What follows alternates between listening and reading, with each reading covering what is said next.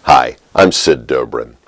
In this video, I'm going to talk about teaching Lisa Hicks's essay, The Inside Scoop on the Fake Barf Industry.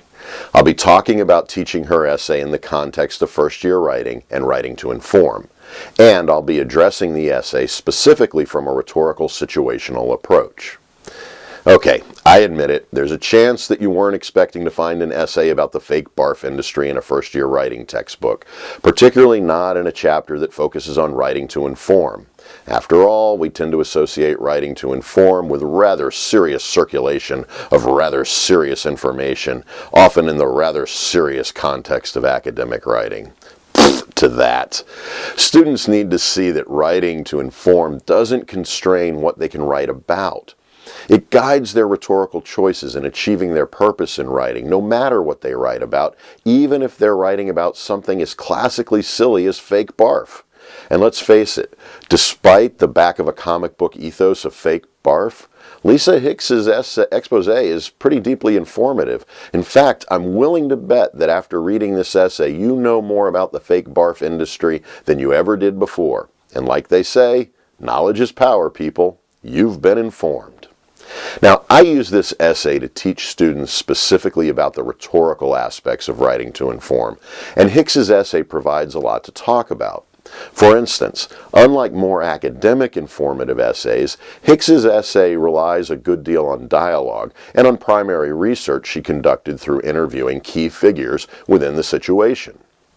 In doing so, Hicks employs some narrative approaches to conveying details and also uses the narrative and dialogue to provide authority to the information she conveys.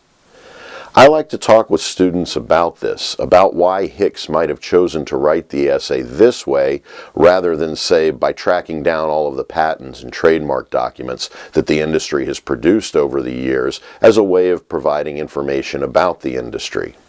What is it about the conversations with the speakers already in the situation that makes Hicks's approach effective without being formal?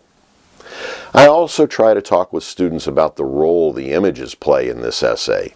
Many students often announce that the pictures are, quote, gross, but I push them to talk about what they add to the essay in terms of conveying information, particularly when read in conjunction with their captions and the primary text of the essay.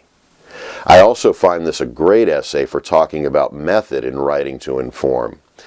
It is fairly easy to identify that Hicks writes this essay with a serious tone, but there's something unusual in writing seriously about a novelty joke product like fake barf.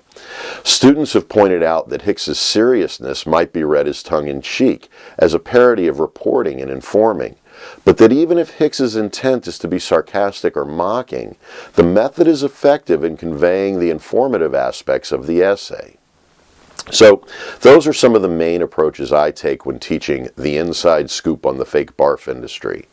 Depending on your reading of the essay, your particular areas of expertise and interest, you probably have other approaches you find useful too that you might want to share as well.